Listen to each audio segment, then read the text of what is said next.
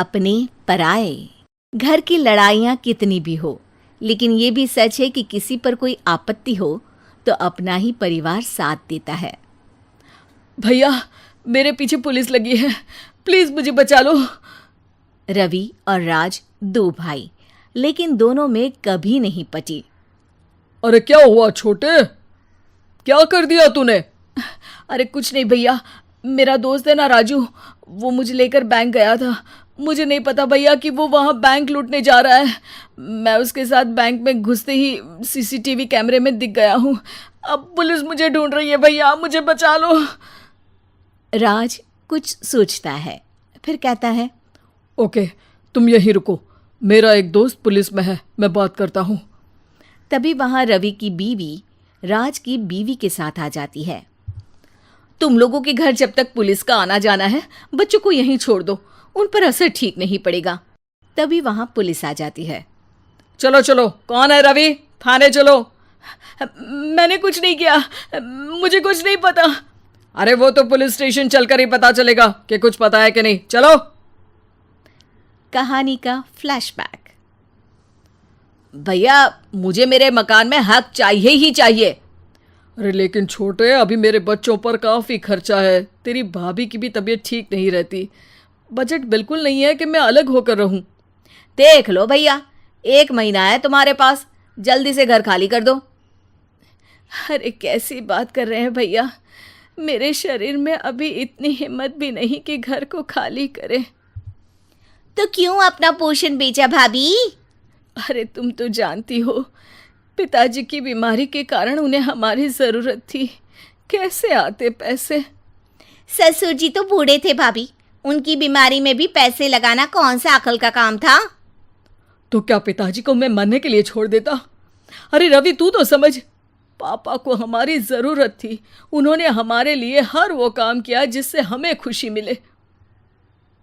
Back to Ravi, जो jail में बैठा है। ये मैंने क्या कर दिया था? मैं ना पिता का हुआ ना ही भैया का। मेरे साथ जो हो रहा है ठीक ही हो रहा है। तभी वहां पुलिस वाला आता है। रवि, तुमसे कोई मिलने आया है। भाभी, आप यहाँ क्यों आई? पुलिस स्टेशन है ये भाभी। भैया, आपकी जगह मेरा भाई होता तो क्या मैं नहीं आती? अच्छा, ये खाना ले लीजिए, खा लीजिएगा। आपके भैया लगे हैं वकीलों और पुलिस वालों से बात करने में, डरने की कोई बात नहीं। जब आपने गुनाह किया ही नहीं तो सज़ा भी नहीं मिलेगी। रवि भाभी को देखकर रोने लगता है। घर में साक्षी चुपचाप बैठी होती है कि तभी सोनम कहती है, अरे साक्षी, क्या हुआ, परेशान क्यों हो रही हो? भाभी, अभी अभी पुलिस स्टेशन से खबर आई है, इन्हें बड़े जेल में शिफ्ट किया जा रहा है। मैं क्या करूंगी भाभी? रो मत, हम अच्छे से अच्छा वकील करेंगे।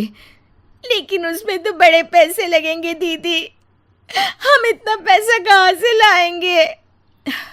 अरे क्यों, ये मकान है ना, और मेरे कुछ गहने भी हैं। साक्षी की आंखों में पानी आ जाता है।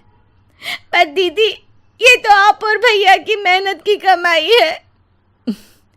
पापा के बाद भी तो हम लोगों का सब खत्म हो गया था। पापा को तो बचा नहीं पाए, लेकिन भैया को ज़रूर बचा लेंगे, और भगवान चाहेंगे ना तो दोनों भाई मिलकर इससे भी बड़ा मकान खड़ा कर लेंगे। साक्षी। थोड़ी देर में राज वहाँ आता है। सोनम सही कह रही है साक्षी, पैसों की कमी के कारण किसी भी बेगुनाह को सज़ा नहीं मिलती। राज एक अच्छा सा वकील करता है। सोनम और साक्षी बचाए पैसे और अपने गहनों को बेचकर रवि का केस लड़ते हैं और जल्द ही रवि जेल से बाहर आ जाता है। रवि राज को गले लगाकर कहता है, भैया मुझे माफ़ कर दो, मुझे साक्षी ने सब कुछ बताया है। भैया, आपने मुझ पर विश्वास किया, मेरे लिए दिन रात मेहनत की, भाभी ने अपने गहने तक बेच दिए। भैया, आपने तो पापा के लिए भी पैसे नहीं देखे, लेकिन मैं बहुत ही सेल्फिश निकला। भैया, एक आखिरी बार मुझे माफ़ कर दो, मैं शर्मिंदा हूँ।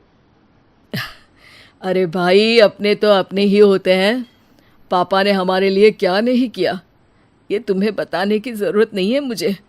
और फिर तू तो मेरा भाई है। पैसे से बढ़कर रिश्ते होते हैं भाई।